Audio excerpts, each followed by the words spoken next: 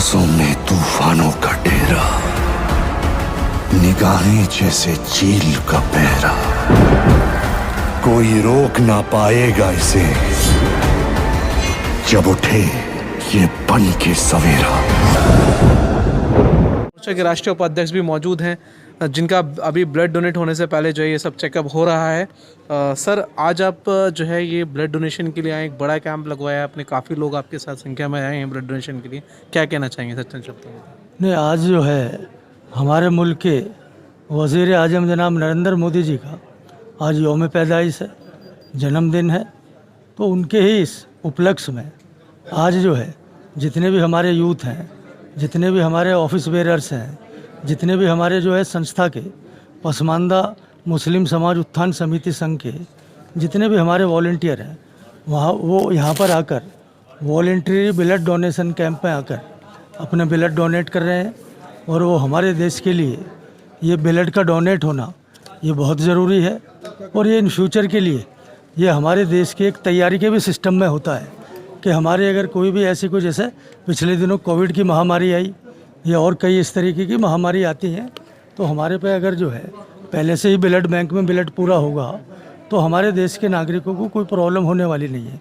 तो आज उनके 72वें जन्मदिन पर आज 72 जो है हमारे वॉलंटियर जो है वो 72 यूनिट जो है वो ब्लड डोनेट कर रहे हैं। तो ये बड़ी खुशी की बात है। कहीं ना कहीं उनका जो है जन्मदिवस का उपहार भी मान सकते हैं वॉलंटियर की तरफ से, कि जो माननीय नरेंद्र मोदी जी को भेंट किया जा रहा है कि हम देश के लिए काम कर रहे हैं। नहीं, आज से जो है ना वो रक्तदान महोत्सव की भी शुरुआत है उनके जन्मदिन पे। जैसे हमारी संस्था जो है वो 11 से 17 सितंबर तक जो है पूरा सेवा सप्ताह पखवाड़ा के तहत मना रही थी।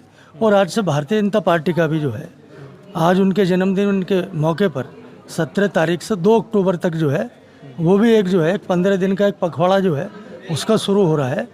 तो ये इसके लिए जितने भी हमारे वॉलंटियर्स हैं मैं उनको बहुत बहुत जो है धन्यवाद देता हूँ, बधाई देता हूँ कि उन्होंने खुद ही आकर जो है ब्लड डोनेट किया और देश की सेवा में अपना योगदान दिया। बहुत बहुत धन्यवाद। तो ये भाजपा के थे अल्पसंख्यक राष्ट्र के राष्ट्रीय उपाध्यक्ष पूर्व पसमानदा मुस्लिम समाज उत्थान समिति संघ के जो है मुख्य संरक्षक जो है वो भी आपने देखा कि हमने लगातार दिखा रहे हैं। और अब संरक्षक जो है सरफराज साहब भी जो है ब्लड डोनेट कर रहे हैं, लगातार जो टीम ब्लड डोनेट कर रही है।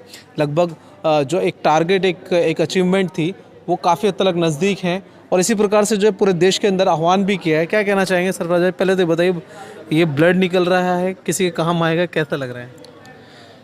आज हमारे देश के प्रधानमंत्री आदरणीय नरेंद्र मोदी जी का जन्मदिन है।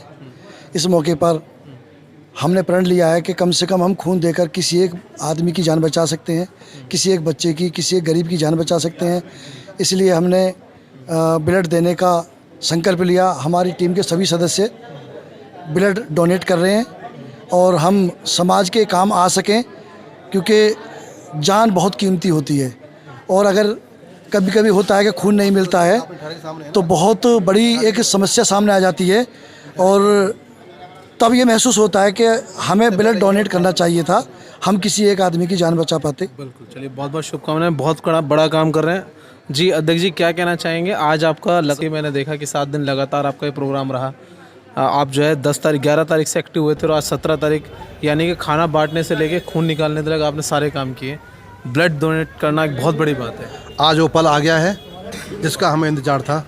11 से 17 तक पसमानदा मुस्लिम समाज उत्थान समिति संघ ने ये निर्णय लिया था कि हम सेवा समर्पण सप्ताह मनाएंगे।